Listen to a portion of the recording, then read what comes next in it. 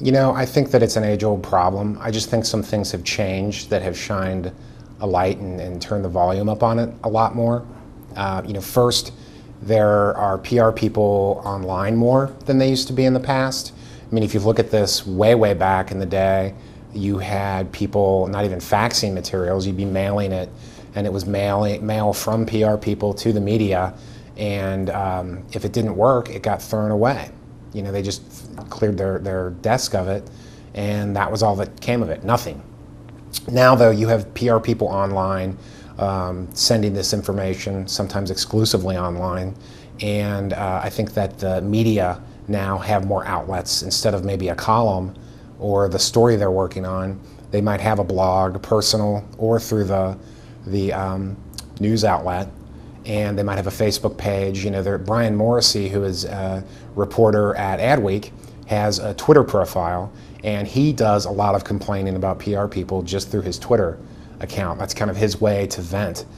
So I think that both groups have more ways to communicate, which is why we're hearing more about it. And I think that there's also new audiences that have been brought into the mix. You know, the bloggers as a group, most of them aren't journalists by trade.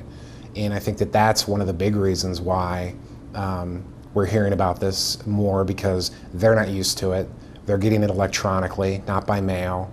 It's so bad. The media outlets have found ways to deal with it. They've also become accustomed to it, I think.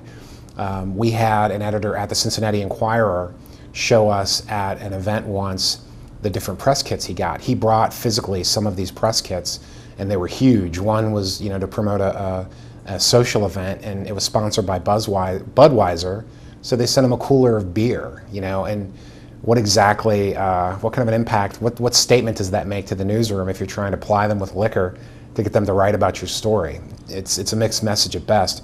But it's so bad, they get so much stuff in the mail, they have a garage sale, they call it a garage sale, and they sell all of these products and items back to the public and give the money to charity.